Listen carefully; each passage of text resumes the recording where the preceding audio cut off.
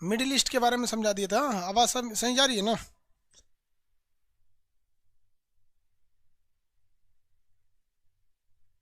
चलिए, सब लोगों को हैप्पी दुर्गा पूजा, दशहरा आप सब लोग को मुबारक।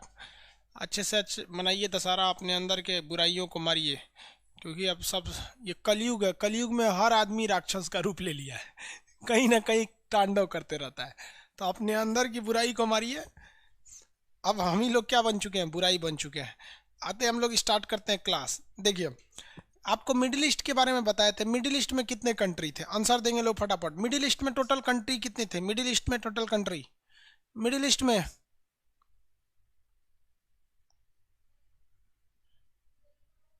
भाई मिडिल ईस्ट में कंट्री बताइए, कितना टाइम लगेगा आपको बनाना? 17, very good. 17 country middle east में थे सब। 17 कंट्री में कौन कौन? तुर्की, साइप्रस, सीरिया, लेबनान, इजराइल, फिलिस्तीन, जॉर्डन, मिस्र, सऊदी अरब, Yemen, Oman, UAE, Qatar, Bahrain, Kuwait, Iraq, Iran. आप सब लोग को इस आपको बोले थे अगल बगल में सबको समझाते रहिएगा। अरब प्रायद्वीप पे कितने देश थे? ये जो अरब प्रायद्वीप है, इस पर कितने देश थे? अरब प्रायद्वीप पर, अरब प्रायद्वीप पर, अरब प्रायद्वीप पर 7 देश, वेरी गुड। खाड़ी देश यानी गल्फ कंट्री, गल्फ कंट्री में कितने देश? गल्फ कंट्री में 8 कंट्री, वेरी गुड। खाड़ी में 7, 8 है भाई, गल्फ कंट्री में 8। और मिडिल ईस्ट में 17 देश। अरब प्रायद्वीप पर 7 देश। अरब प्रायद्वीप पर कितने देश? 7 देश। स्टार्ट करते हैं अब हम लोग एक एक करके इस कंट्री को पढ़ना, फिर आपको मैप भरवाएंगे हम ये मटेरियल में। देखिए, सबसे पहला इसमें आ जाता है टर्की। टर्की पुराना नाम तुर्की, इसे टर्की कहिए, तुर्की कहिए। ये ऑटोमन साम्राज्य की ये क्या थी? मेन राजधानी वाला एरिया था। अब आप कहेंगे सर ये ऑटोमन साम्राज्य क्या है? तो ऑटोमन साम्राज्य जो है वो एक बहुत पुराना साम्राज्य। जैसे भारत में आप देखेंगे तो कई साम्राज्य थे सब भारत में। भारत में आपको बेसिकली मौर्य साम्राज्य मिलेगा, बहुत सारे साम्राज्य मिलते हैं सब। ऑटोमन साम्राज्य उस समय विश्व का बहुत बड़ा शक्तिशाली साम्राज्य था। इसमें हम आपको ऑटोमन साम्राज्य दिखा देते हैं, कहीं है कि नहीं इसमें? ये रहा, देखिए। ये भी आपको मिडिल ईस्ट ही दिख रहा है ना। यहाँ अगर आप गौर से देखिएगा तो ये हमारा हिंदुस्तान है, इंडिया। ये ये पाकिस्तान हो गया। ये वाला देखिए, ये इंडिया पाकिस्तान हो गया समझे यहाँ पे। अब ये हो गया ईरान, यहीं से ना शुरू हुआ है, ये टर्की है। देखिए ये रहा आपका टर्की। तो तुर्की, ये जो अभी का जो तुर्की देख रहे हैं, पहले ये टर्की बहुत बड़ा था। इसका नाम था ऑटोमन साम्राज्य, ऑटोमन एम्पायर। और ये मुस्लिम कंट्री थे। ये यूरोप से चालू होता था। देखिए यूरोप, एशिया, अफ्रीका, ये पूरे पर राज करता था आपका कौन सा? ऑटोमन साम्राज्य तुर्की। लेकिन ये पीछे से जो सऊदी अरब वाले हैं ना, इन्होंने जाके ब्रिटेन से मिल गया और ये कहा कि आप इधर से ठोकिए, हम इधर से ठोकते हैं, इनको खत्म कर देते हैं।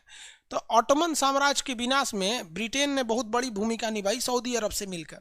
ऑटोमन साम्राज्य बिखर गया और कई देशों में टूट गया, जिसमें मिडिल ईस्ट के ज़्यादातर देश थे। इसमें आप देखेंगे तो यहाँ से आपका लीबिया, मिस्र, ये इधर से थे, या फिर बाल्कन देश में ये सब मुस्लिम कंट्री थे, सब टूट गए सब। अभी ये वाले ज़्यादातर ईसाई हैं सब। तो ऑटोमन साम्राज्य के बिखराव के बाद अभी जो देश है जो ऑटोमन साम्राज्य का वारिस समझता है खुद को, वो है तुर्की। अरे छींक आ रहा है तो डर लग रहा है। हम एक आदमी से मिल के आए दिल्ली में, उसको कोरोना था। मतलब मिल के जब आ गए तो फ़ोन किए कि और कैसे हैं हम? बोला कि सर ठीक है, अभी हम एडमिट हैं। हम पूछे क्या लिए एडमिट है? तो कह रहे सर हम कोरोना हो गया हमको। हम कहे दूर ससुरा तो नहीं, तोरे से मिल के हम आ रहे हैं, हम अभी तक निगेटिव हैं। 10 दिन हो गया, 2 दिन और मतलब 2-4 दिन और निगेटिव रह गए तो कोई दिक्कत नहीं है। देखिए, तो जो ये साम्राज्य देख रहे हैं ग्रीन कलर वाला, इस साम्राज्य की जो राजधानी थी वो थी कुस्तुनतुनिया। आप इतिहास में पढ़े हुए कुस्तुनतुनिया। तो ऑटोमन साम्राज्य की राजधानी कुस्तुनतुनिया थी, जिसे आज के वक्त में इस्तांबुल कहा जाता है। आज के वक्त में उसे क्या कहा जाता है? इस्तांबुल कहा जाता है। तो अभी मेन तुर्की का वारिस आप कहिए ऑटोमन साम्राज्य का, वो तुर्की है, क्योंकि तुर्की का जितनी एडमिनिस्ट्रेशन थे सब ऑटोमन साम्राज्य के, वो यहीं से कंट्रोल किए जाते थे। इसलिए तुर्की को लगता है कि आज भी वो पूरे दुनिया का राजा ही है। इसलिए कुछ देखते हैं ना, तैयबुल अर्दोगान अपने आप को कुछ ज़्यादा हीरो समझते हैं। तुर्की के 2 भाग हो जाएंगे, एक ऊपर का थोड़ा सा भाग, बीच में एक थोड़ा सा समुंदर है। उस समुंदर का नाम है मरमरा सागर। तुर्की के पास यहाँ पर एक सागर है जिसका नाम है मरमरा सागर। तो ये ऊपर वाला जो एरिया है ये इस्तांबुल है। ऊपर वाला एरिया कौन सा हो जाता है? इस्तांबुल। इस्तांबुल जो होते हैं सब, ये एरिया जो है ये यूरोप में पड़ जाता है। इस्तांबुल जो हो गया वो यूरोप में पड़ जाता है। इस एरिया में आपको देखेंगे तो यही वो एरिया है जिसके कारण लोग तुर्की को हम यूरोप का देश मानते हैं। यही वो एरिया है जिससे तुर्की को क्या मानते हैं, यूरोप का देश। जबकि तुर्की का 97% भाग 97% भाग किधर आता है, एशिया में, और 3% वाला भाग किधर चला जाता है, यूरोप में चला जाता है। यहाँ देखिए तुर्की को यहाँ बड़ा बना देते हैं इस तरह से। तुर्की के ऊपर में ये देखिए इस तरह से तुर्की है, यहां पर है तुर्की के ऊपर काला सागर, काला सागर,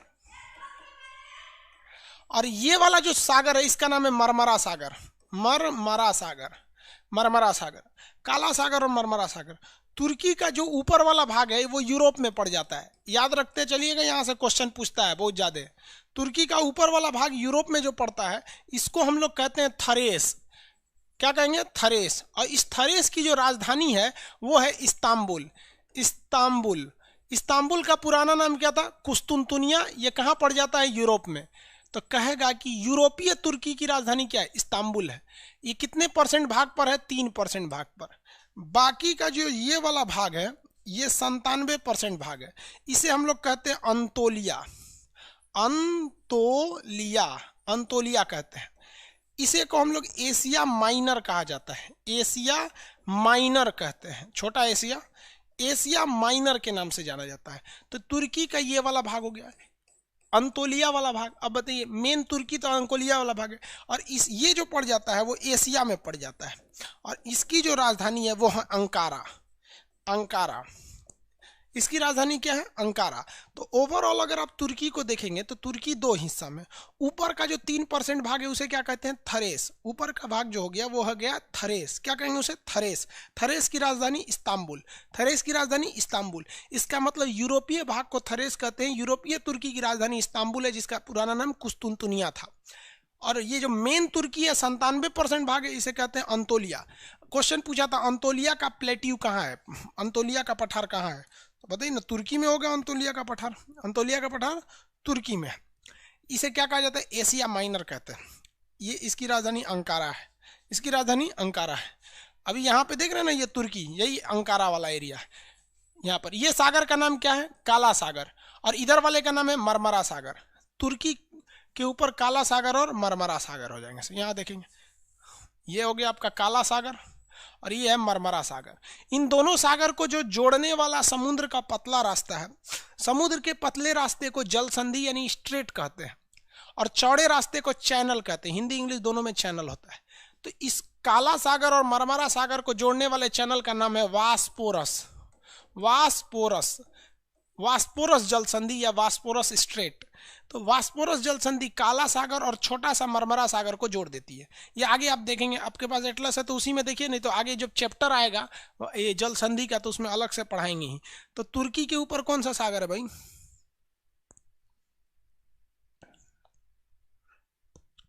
हो गया भाई, बताइए कौन सा सागर जोड़ता है,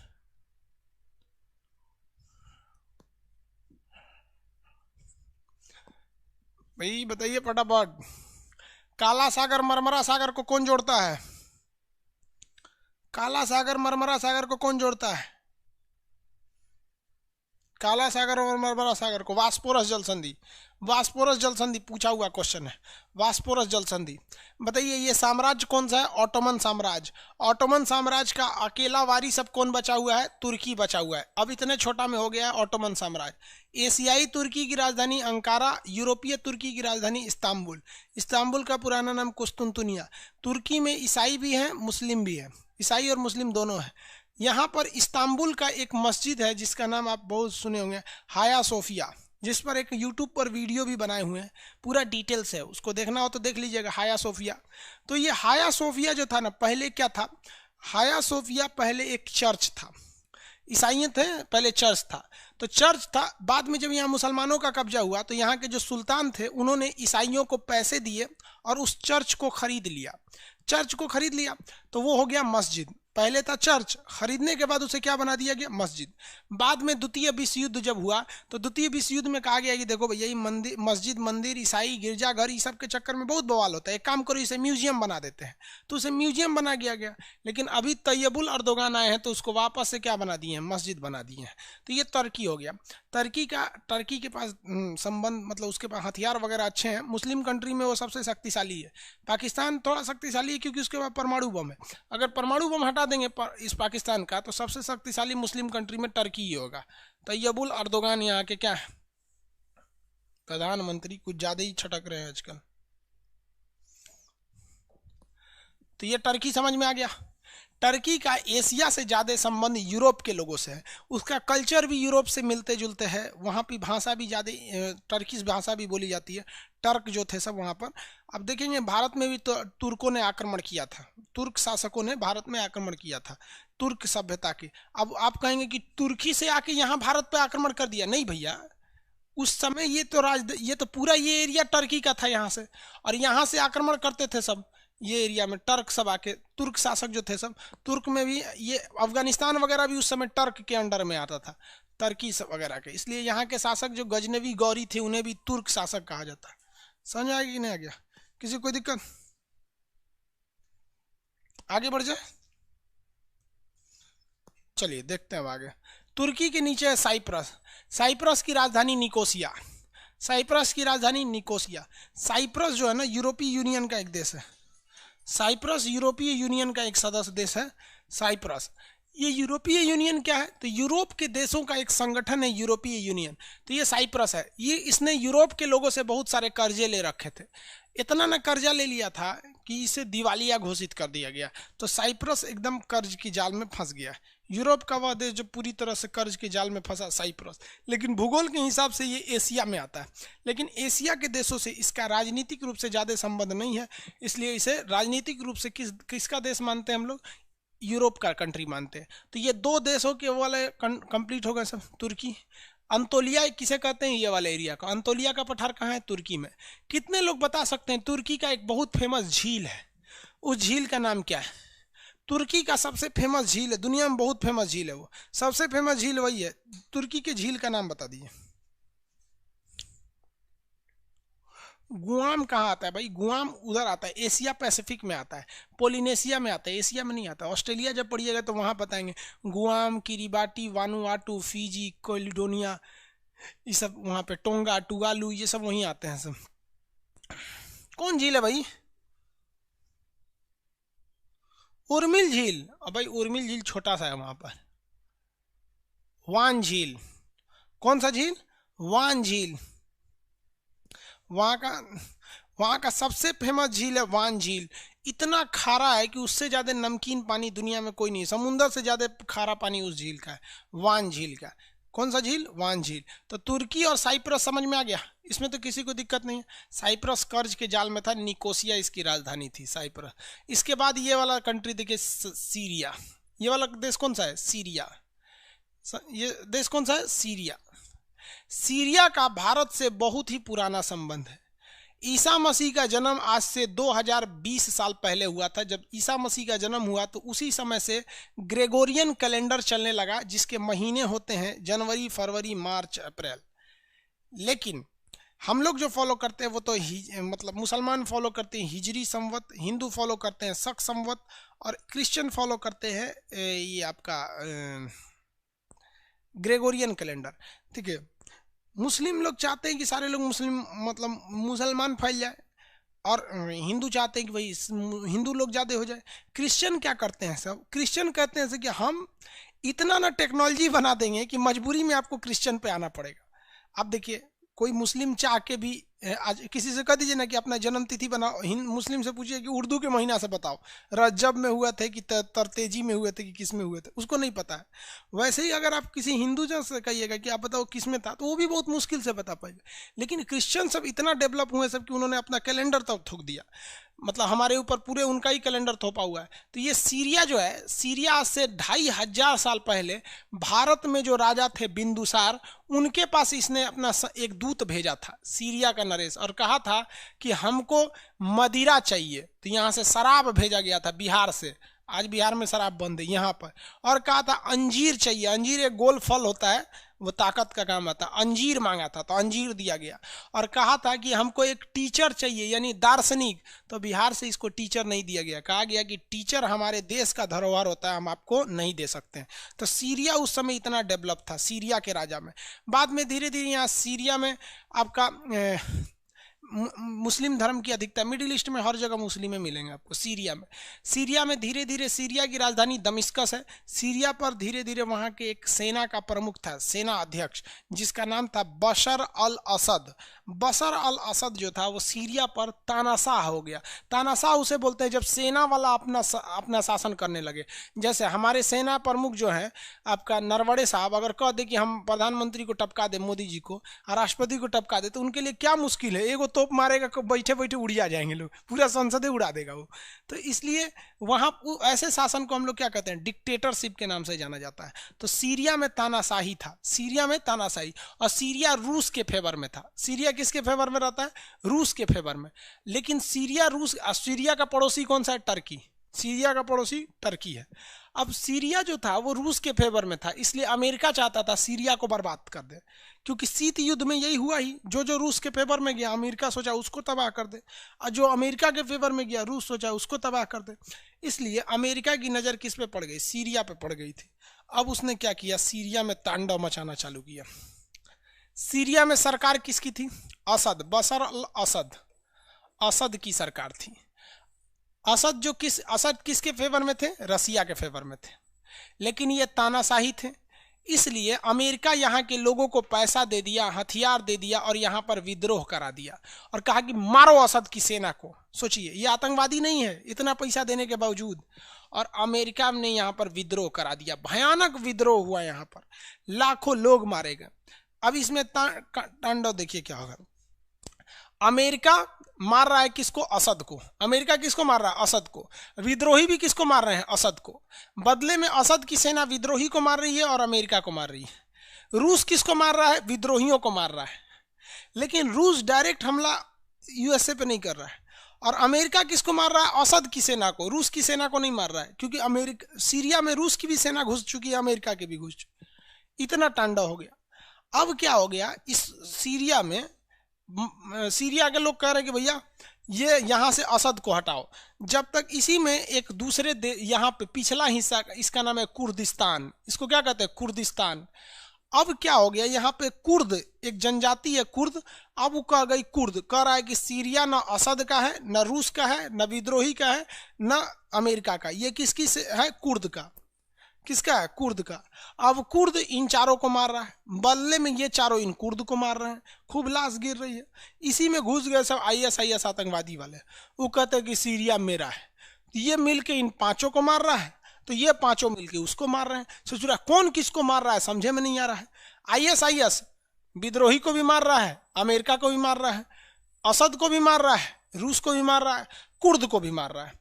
कुर्द रूस को मार रहे हैं सब, असद को मार रहे हैं सब, ISIS को मार रहे हैं सब, अमेरिका विद्रोही सबको मार रहे हैं सब। इस सब में लड़ रहा है। लेकिन ध्यान से अगर देखेंगे तो दो लोग हैं जो नहीं लड़ रहे हैं आपस में, एक रूस, एक अमेरिका, ये आपस में नहीं लड़ रहे हैं, बाकी सब लड़े जा रहे हैं और ये कहला रहे हैं आतंकवादी। और ये जो लड़ाई शुरुआत कराने वाले ये दो ठो हैं, ये देश कहला रहे हैं, ये कहला रहे हैं शक्तिशाली देश। पूरी दुनिया में ना आतंकवाद जो फैला है इन्हीं दोनों की वजह से फैला है, क्योंकि इनका हथियार बेचने का व्यापार है।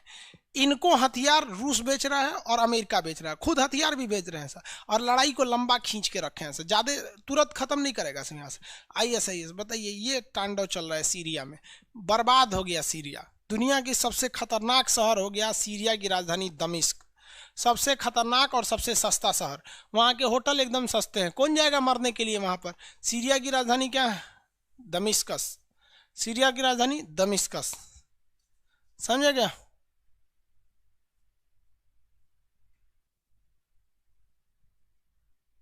हो गया, किसी को कोई दिक्कत नहीं, आगे बढ़ते हैं लोग। देखिए ये हो गया आपका सीरिया,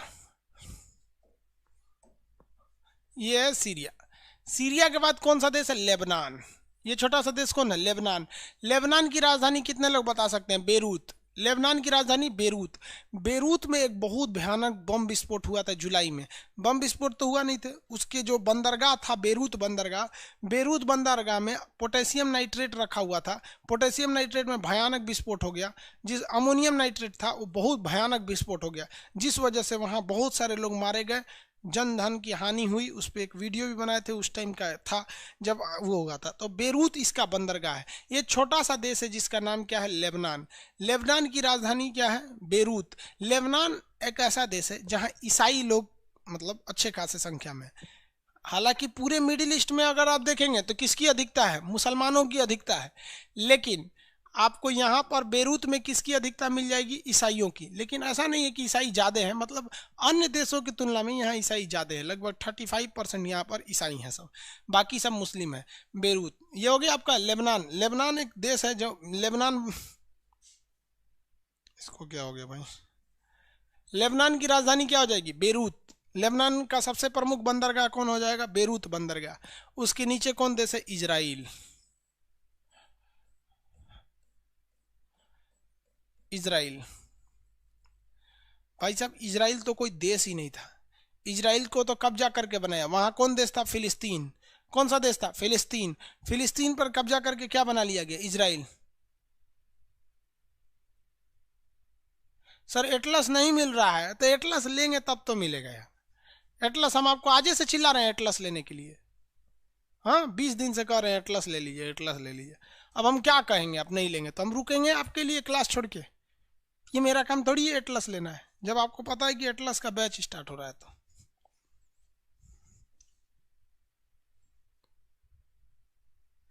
अब देखो ये बकलोले को पूछ रहा पेज नंबर कितना है, तो समझ में नहीं आ रहा था कि जब हम मिडिल ईस्ट पढ़ा रहे हैं तो पेज नंबर खोज के रखो। हमको क्या पता किस पब्लिकेशन का आपने किताब रखा है। नेक्स्ट बैच तब जब आएगा तो उसमें हम अपनी किताब लाएंगे एटलस का, तब आपको समझ में आएगा। तब तक आप किसी और एटलस को ले लीजिए, ऑक्सफोर्ड का कोई भी। यहाँ एक देश था जिसका नाम था फिलिस्तीन। देश का नाम क्या था, फिलिस्तीन। अब फिलिस्तीन जो देश था, इस देश के ऊपर ब्रिटेन ने क्या किया, देखिए इधर यहूदियों पे बहुत ज़्यादा अत्याचार करता था हिटलर। और हिटलर ने यहूदियों पे अत्याचार करता था, लेकिन यहूदी बहुत पढ़े लिखे लोग थे। ब्रिटेन को लग गया कि अगर यहूदियों को हम साथ ले लेते हैं तो आगे जाके काम करेंगे। और ब्रिटेन चाहता था कि ये मुसलमान देशों के बीच में एक परमानेंट बवाल पैदा करके चले जाए, परमानेंट बवाल करके पैदा करके चले जाए। अब देखिए मुसलमान ना सऊदी अरब को बहुत इज्जत से देखते हैं सब, लेकिन ये बहुत बड़ा हरामी कंट्री है। यहाँ पर ये उनको लगता है कि यहाँ मक्का मदीना है तो बहुत अच्छा है, बहुत बड़ा चोट्टा है। ऑटोमन साम्राज्य को इसी ने मरवाया, हम लोग को क्या मतलब है कौन मरवाया कौन नहीं, हम लोग अपने इंडिया से मतलब है। लेकिन यहाँ देखिए पीठ में छोरा घोपा यही, और फिलिस्तीन पर हमला यही करवाया था ये सऊदी अरब। अब आज कहता है कि फिलिस्तीन से भाग जाओ। तो ब्रिटेन जो था वो क्या कहना चाहता था कि भाई ये पहले ऑटोमन साम्राज्य था। आप अगर ध्यान से देखेंगे फिलिस्तीन तो ये कहाँ पर है, ये देखिए ये तुर्की है, यहाँ पे साइप्रस, सीरिया, लेबनान, ये है फिलिस्तीन। तो यहाँ पर थे देश था फिलिस्तीन। तो अमेरिका ने क्या कहा, ये सॉरी ब्रिटेन ने, सऊदी अरब और ब्रिटेन ने समझौता कर लिया ये दोनों मिलके कि हम मार देंगे ऑटोमन साम्राज्य को, और फिलिस्तीन हम किसको दे देंगे, सऊदी अरब को। फिलिस्तीन किसको दे देंगे, सऊदी अरब को। तो ये इसको लगा, सऊदी अरब के राजा को लगा कि फिलिस्तीन युद्ध के बाद हमको मिलने वाला, इसलिए इसने पीछे से हमला ये भी कर दिया। और जो जर्मनी में यहूदी थे, ब्रिटेन ने इन यहूदियों से समझौता किया कि तुम हमें पैसा दो और सेना दो, हम तुम्हारे लिए एक नया देश बनाएंगे, तुमको हिटलर मार रहा है ना, हम तुमको यहाँ बसा देंगे। बेचारा फिलिस्तीन के लोगों को पता नहीं कि उनका बंटवारा होने वाला है, उन पर लोग व्यापार कर रहे हैं। सऊदी अरब इंतजार में कि हमको मिलेगा, यहूदियों को लग रहा है कि भाई हमको एक नया देश मिलने वाला है। इस पर बम्बार्डमेंट करके, और इस पर इतना भयानक बम्बार्डमेंट किया गया कि यहाँ के लोगों को बहुत ज़्यादा मार धार हुआ, और यहाँ पर ले आके बसा दिया गया, किसको, यहूदियों को बसा दिया गया। और धीरे धीरे बंटवारा ऐसा कर दिया गया इस शेप में कि आधा यहूदियों का हो जाएगा, आधा मुसलमानों को हो जाएगा। और ब्रिटेन को इस बात को बेहतरीन ढंग से पता था, ब्रिटेन को, कि अगर मुस्लिम और यहूदी एक जगह रहेंगे तो यहूदियों के पास टेक्नोलॉजी ज़्यादा है, पैसा ज़्यादा है, वो कभी भी मुसलमानों को दाब देंगे। क्योंकि मुसलमान के पास ना टेक्नोलॉजी है, ना दिमाग है, ना पैसा, कुछ नहीं यहाँ पर। इन लोग के पास तो सऊदी वालों के पास पेट्रोल निकल गया, जिस दिन पेट्रोल खत्म खेल खत्म, बकरी चराएगा सभी सब। तो यहाँ पर धीरे धीरे इजराइल क्या किया, इस एरिया को कब्जा करते गया, कब्जा करते गया। और आज वहाँ फिलिस्तीनियों को इतना ना चौपट कर दिया है कि वहाँ के किसी काम के नहीं है। और इस पर केवल और केवल दोष देना इजराइल को गलत है, क्योंकि इजराइल अगर यहाँ से हट गया तो फिर इजराइल जाएगा कहाँ? कोई नहीं है यहूदियों को बचाने वाला इस देश में। यहूदियों का केवल एक और देश है, इजराइल। दूसरा, मुसलमान लोग के लिए तो सऊदी अरब भी है, यही तो हमला करवाए थे। मिस्र भी है, कहीं भी चले जा सकते हो। लेकिन बात जाने की नहीं है। इजराइल कहता है कि सारे मुस्लिम कंट्री हमको ये स्वीकार कर लें कि ये हम एक स्वतंत्र देश है। जिस दिन स्वीकार कर लेंगे, हम मान लेंगे कि ये छोटा वाला जो देश है जिसको मार के हम कब्जा कर लिए हैं, वो एक फिलिस्तीन है। तो ये दोनों के बीच में बहुत ज़्यादा युद्ध चलता है। इजराइल बहुत शक्तिशाली है, इसलिए बहुत ज़्यादा अत्याचार कर देता है, लेकिन पीछे इन लोग का भी हाथ रहा है। तो इजराइल जो है वो किसको उजाड़ कर बनाया गया है? इजराइल जो बनाया गया, फिलिस्तीन को उजाड़ कर बनाया गया। मतलब पहले वहाँ फिलिस्तीन था, उसके बाद वहाँ क्या बन गया? इजराइल। फिलिस्तीन के बाद वहाँ पे क्या बनाया गया था? इजराइल बनाया गया था। तो इजराइल और फिलिस्तीन में आज भी विवाद चलता है। फिलिस्तीन की इजराइल में कौन सा धर्म है? यहूदी धर्म है। यहूदी धर्म जो था वो बहुत पुराना धर्म है, यहूदियों का एक धर्म है। उनका जो पूजा घर होता है, बता सकते हैं कितने लोग? आंसर दीजिए। यहूदियों के पूजा घर को क्या कहते हैं? यहूदियों के पूजा घर को क्या कहते हैं? यहूदी एक अलग धर्म है बाबू, जैसे हिंदू एक अलग धर्म है, मुस्लिम एक अलग धर्म है, ईसाई है, वैसे यहूदी होते हैं। Synagogue, very good. सिनेगाग कहा जाता है। चर्च यहूदियों का नहीं होता है, चर्च ईसाइयों का होता है। सिनेगाग, यहूदियों का पूजा घर सिनेगाग कहलाता है। कई बार क्वेश्चन पूछेगा, यहूदियों का पूजा घर सिनेगाग कहलाता है। Very good. इजराइल की राजधानी कितने लोग बता सकते हैं? इजराइल की राजधानी, एटलस देखेंगे। इजराइल की राजधानी, इजराइल की राजधानी बताइए। सिंगापुर कौन बोलता है भाई? जेरूसलम। इजराइल की राजधानी जेरूसलम। इजराइल की राजधानी जेरूसलम। इजराइल का सबसे बड़ा शहर तेल अवीव। इजराइल का सबसे बड़ा शहर तेल अवीव। इजराइल का सबसे बड़ा शहर तेल अवीव। इजराइल का सबसे बड़ा शहर कौन सा है? तेल अवीव। इजराइल जो है, कौन से धर्म के लोग वहाँ रहते हैं? यहूदी धर्म के लोग रहते हैं। इजराइल के संविधान के हिसाब से पूरी दुनिया में जहाँ भी यहूदी लोग हैं उन्हें ऑटोमेटिकली इजराइल की नागरिकता प्राप्त है। इजराइल जो यहूदी जो है दुनिया में सबसे तेज दिमाग के माने जाते हैं। दुनिया में सबसे तेज दिमाग किसका माना जाता है? यहूदियों का माना जाता है। बहुत तेज दिमाग होता है इन लोग का। बाकी उसके बाद क्रिश्चियन आते हैं, फिर हिंदू आते हैं, फिर सिख आते हैं, उसके बाद लास्ट में मुस्लिम आते हैं लोग। तो इन लोग का दिमाग सबसे तेज होता है यहूदियों का। आप देखेंगे इंटेल का जो प्रोसेसर आता है यहूदी से, आइंस्टीन वैज्ञानिक यहूदी, बहुत ज़्यादा दिमाग वाले होते हैं सब यहूदी। इनका पूरा टेक्नोलॉजी में बहुत बड़ा योगदान रहता है यहूदियों का। यहूदी यहाँ पर जाती है। यहूदियों का पूजा स्थल क्या कहलाता है? सिनेगाग। दुनिया का सबसे पुराना सिनेगाग का नाम है वेलिंग वाल। वेलिंग वाल। अब आप बताइए वेलिंग वाल कहाँ होगा? जेरूसलम में है। दुनिया का सबसे पुराना सिनेगाग वेलिंग वाल नाम है। कहाँ पर है? जेरूसलम में। कहाँ पर है? जेरूसलम में। दुनिया का सबसे पुराना जगह सिनेगाग कौन सा है? जेरूसलम है। जेरूसलम। वेलिंग वाल कहाँ पर है? जेरूसलम में। तेल अवीव किस देश में है? इजराइल में स्थित है। इजराइल में कौन सा धर्म है? यहूदी धर्म है। बहुत तेज दिमाग वाले होते हैं यहूदी लोग। देखिए, अमेरिका ने और ब्रिटेन ने मिलकर ये फिलिस्तीन को उजाड़ने के लिए और इजराइल को बनाने के लिए द्वितीय विश्व युद्ध के दौरान यहाँ बहुत ज़्यादा बम्बार्डमेंट किया था। बहुत ही ज़्यादा यहाँ पर क्या किया था? बम्बार्डमेंट करके रखा हुआ था। ये समझ में आ रहा है? ये यहाँ पर बहुत ज़्यादा बम्बार्डमेंट किया था।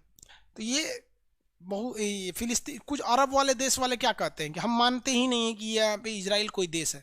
तो अरब के देश इसे इजराइल को कोई देश का मान्यता नहीं देते हैं, जबकि इजराइल कहता है हम तो देश ही हैं, अब मार उड़ के ख़त्म कर देंगे। तो अभी सारे देश धीरे धीरे इजराइल को मान्यता दे रहे हैं। जैसे यूएई ने दे दिया, कतर ने दे दिया, बहरीन देगा कुछ दिन में, तुर्की ने दे रखा है। तो धीरे धीरे इजराइल भी सामान्य होगा। अब इन लोग को करना क्या चाहिए भैया? समझौता कर लो कि भैया जितना में तुम हो रह जाओ और जितना में फिलिस्तीन है उतना छोड़ दो। लेकिन इन लोग की बात देखिए, इन लोग का कहना है कि नहीं पूरा फिलिस्तीन का है। तो इजराइल कहता है हम कहाँ जाएंगे? तो कह रहा तुम समझो। तो कहा अच्छा अच्छा, धो देता है फिलिस्तीन वालों को। अब इन लोग को समझ में नहीं आता है, ऊँट चराने वाला बकरी उकरी मान रहा है, इसलिए औकात है जो इजराइल से लड़ लेंगे ये लोग? इजराइल से लड़ने की किसी की हैसियत नहीं है। सबसे टेक्नोलॉजी उसका हथियार तगड़ा होता है यह वहाँ पे इजराइल वालों का। तो ये इजराइल की समस्या। अब बात करते हैं फिलिस्तीन। फिलिस्तीन थोड़ा सा एरिया में बच गया है जिसका नाम है गाजा पट्टी और फिलिस्तीन। फिलिस्तीन की राजधानी रमल्ला है। फिलिस्तीन लोग अभी जीने के लिए तरस रहे हैं। यूएनओ के द्वारा चंदा जाता है तो लोग खाते पीते हैं। लोग टेक्नोलॉजी से कोई मतलब नहीं, पढ़ाई वढ़ाई करने नहीं देता है, वहाँ पे मार और के दबा के रख दिया है। तो ये हो गया फिलिस्तीन। इजराइल समझ में आ गया। इजराइल की राजधानी जेरूसलम। सबसे बड़ा शहर कौन सा है? मोसाद। इजराइल का वो है खुफिया एजेंसी का नाम है मोसाद।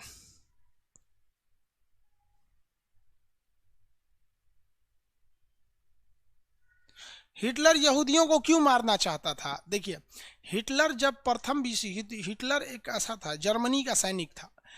इंग्लैंड और जर्मनी के बीच में युद्ध हुआ था। इंग्लैंड और जर्मनी के बीच में युद्ध हुआ। इस युद्ध में हिटलर एक सैनिक की तरह लड़ रहा था। उस समय वो राजा नहीं था। ये घटना 1930 की है। तो हिटलर जख्मी हो गया था। वो ये घर में छुप गया। छुप गया ना, और उस घर के लोगों से विनती किया कि हमको बचा लेना, जबकि वो घर खुद जर्मनी में था और वो लोग भी जर्मनी के रहने वाले थे। लेकिन उन्होंने हिटलर को बेहोशी की दवा दे दी और इंग्लैंड के सैनिकों को बुला के दे दिया कि ले जाओ इसको, हिटलर को पकड़ लो। तो हिटलर ने कहा कि रे चोट्टा, तुम जर्मनी का है और तुम इंग्लैंड का साथ दिया, कौन जात का है? तो उस पता चला कि वो यहूदी थे सब। तब से हिटलर कसम खाया कि ना हम इन यहूदियों को ना बर्बाद कर देंगे, जर्मनी से उजाड़ देंगे, जर्मनी से इन लोग को। तब से हिटलर ना यहूदियों से देखना नहीं चाहता था। हिटलर एक बहुत बड़ा हॉल बनवाया था, कमरा, उनमें यहूदियों को रखता था। और कमरा ऐसा था ना कि उसकी खिड़की उड़की बंद कर देता था और उसमें जहरीला गैस छोड़ देता था और खिड़कियों से देखते रहता था। अंदर जब तड़पते थे सब, जहर से मरते, तो उसको याद आता था ऐसे ही हम छुपे थे और हमको तड़प के खींचते हुए इंग्लैंड लेके गया था। हमको जेल में बंद करके पीटा गया था। हमें ऐसे ही दर्द हो रहा था। ये दर्द हमको एक यहूदी ने दिया था। उसने जासूसी कर लिया, इसलिए वो यहूदियों को ठोक दे रहा था। अगर हिटलर जिंदा बच जाता तो कंफर्म समझिए कि ब्रिटेन, इस दुनिया, दो लोग को तो मिटा देता, ब्रिटेन को मिटा देता और यहूदियों को मिटा देता, छोड़ता नहीं, इन लोग को तबाह कर देता। समझ में आ रहा है?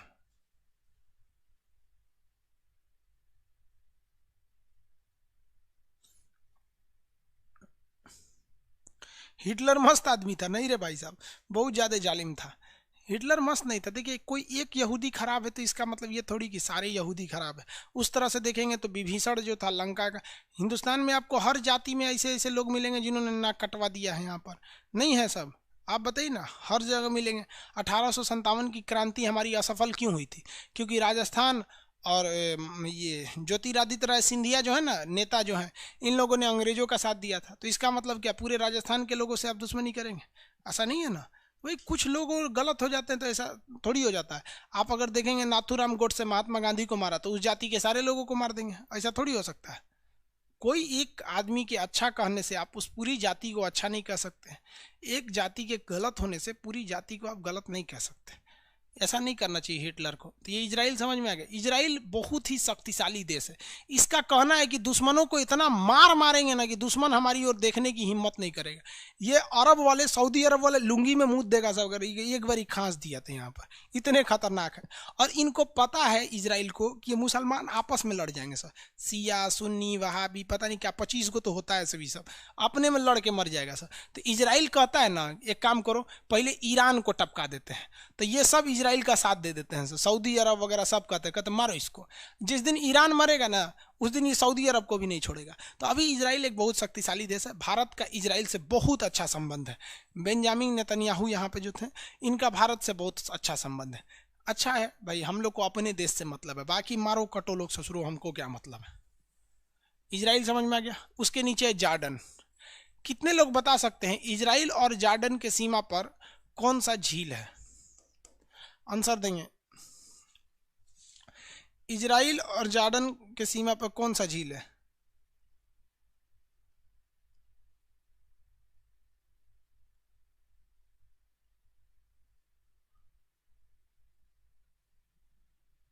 डेड सी, वेरी गुड, मृत सागर। डेड सी, मृत सागर। झील का नाम क्या है? मृत सागर। डेड सी, मरा हुआ सागर। इसको मरा हुआ सागर क्यों कहते हैं? तो इस सागर का घनत्व इतना ज़्यादा है कि इसमें किसी चीज़ को डालिएगा तो डूबता ही नहीं है बल्कि ऊपर चला आता है। अब जब डूबेगा नहीं, मछली को डालेंगे मछली डूबेगी नहीं, ऊपर चली आती है, क्योंकि इसकी डेंसिटी बहुत ज़्यादा है। डेंसिटी ज़्यादा होने की वजह से इसमें कोई चीज़ डूबती ही नहीं। किसी 2 दिन के बच्चा को उठा के फेंक दीजिएगा उसमें डूबेगा नहीं, ऊपर रह जाएगा। तो इसमें कोई जलीय जीव डूबता ही नहीं है, तो फिर से मर जाता है। इसमें कोई जीव जंतु जिंदा नहीं रह पाते हैं सब। इस वजह से इसे हम लोग क्या कहते हैं, डेड सी, मरा हुआ सागर कहते हैं। इसमें कोई जीव जंतु जिंदा नहीं रह पाता है। ये वाला देश है जॉर्डन। ये देश कौन सा है, जॉर्डन। जॉर्डन में राजतंत्र है। जॉर्डन की सीमा इजराइल से लगती है।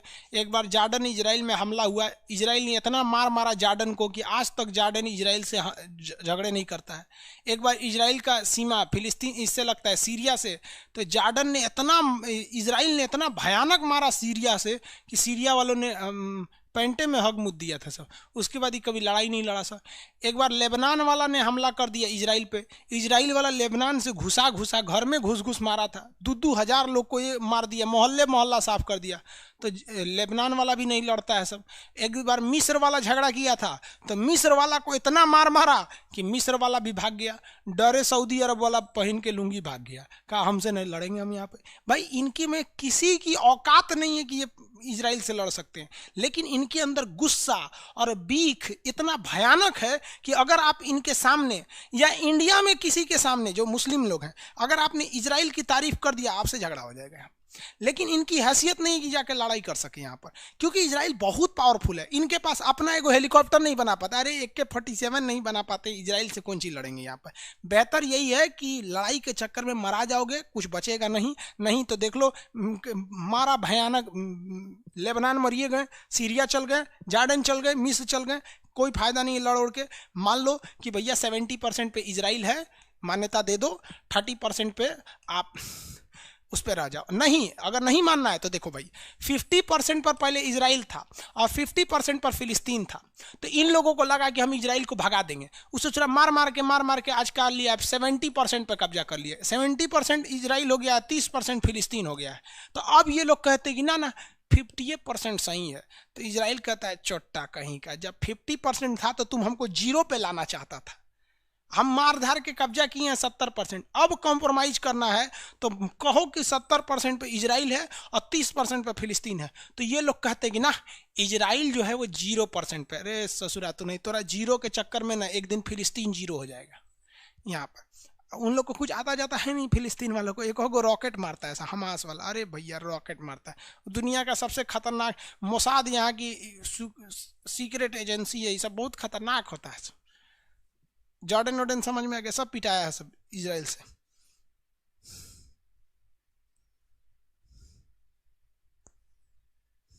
हो गया वो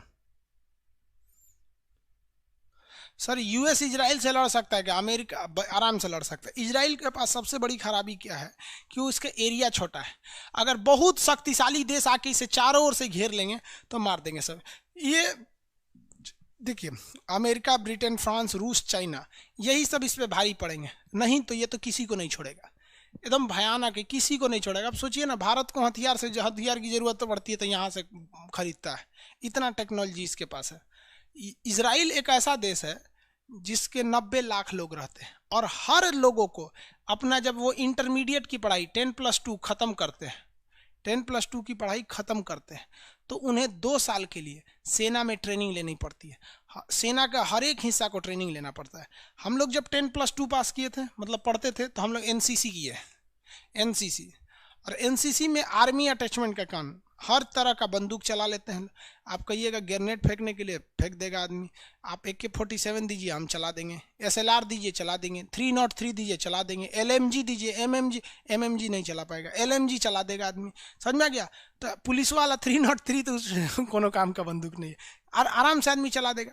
तो हम लोग को NCC दिया गया। NCC क्या है कि फौज का एक बच्चा है।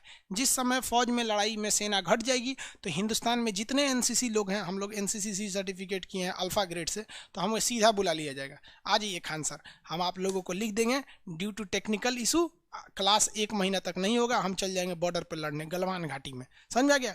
अब लेकिन सेना हमारी इतनी बहादुर है कि हम लोग की ज़रूरतें नहीं पड़ेगी। लेकिन हम लोग अपने आप को सौभाग्यशाली समझेंगे कि सेना कम से कम हम लोग को ये बुला ले कि सेना लड़ रही है, पीछे से हम लोग गोला बंदूक भी पहुंचना है, हमारा तो पहुंचाने देगा तो हम उधर रुक के चलाने लगे, इससे ज़्यादा नहीं, समझ आया। तो इजराइल के पास इतना पैसा है, इतनी टेक्नोलॉजी है जिसका कोई हद नहीं। इजराइल को हराना मुश्किल ही नहीं, नामुमकिन भी है। आगे बढ़े।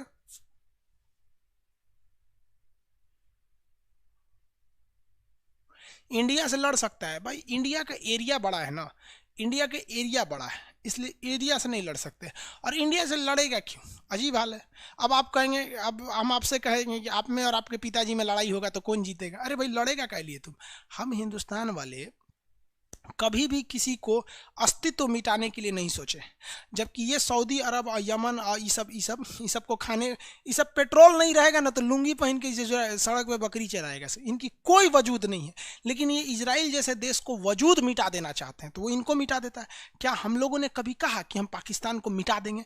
भैया हमारा पीओके से झगड़ा है, पीओके का मैटर खत्म हो जाएगा, हमको दे दो, क्योंकि राजा हरि सिंह ने कहा था कि पीओके पाकिस्तान का है, सॉरी इंडिया का है, तो हमको दे दो, हम काम खत्म हो जाएगा।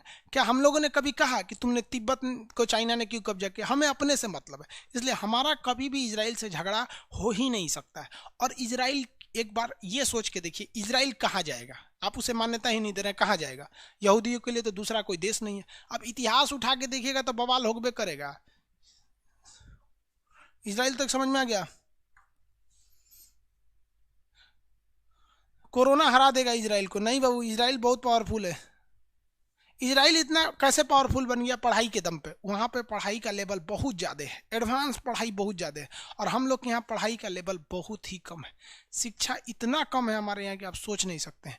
अमेरिका वगैरह इस सब में शिक्षा बहुत आगे है, मतलब हर जगह शिक्षा आगे है। आप ऐसा ही सोचिए ना, जापान और इजराइल, ये दो ऐसे देश हैं जो शिक्षा को बहुत आगे गए। और जापान जो दो परमाणु बम गिरा और फुकुशिमा उसका अपना परमाणु रिएक्टर ब्लास्ट कर गया, 3 परमाणु हमला झेलने के बाद आज भी जापान नंबर 1 पे जाता है टेक्नोलॉजी के मामले में इजराइल, क्योंकि ये दोनों ने शिक्षा देते हैं। आपको यहाँ जापान का एक एग्जाम्पल बताएंगे तो आप दंग रह जाएंगे। जापान में एक स्टेशन था, सुका नाम का स्टेशन था। उस रेलवे स्टेशन पे कोई यात्री ही नहीं जाता था, तो वहाँ पर लोगों ने डिसाइड किया, रेलवे मंत्रालय ने डिसाइड किया इस स्टेशन को अब ख़त्म कर देना है। भारत में भी बहुत सारे स्टेशन ख़त्म कर दिए गए जहाँ पर अब लोग सवारी नहीं जाते।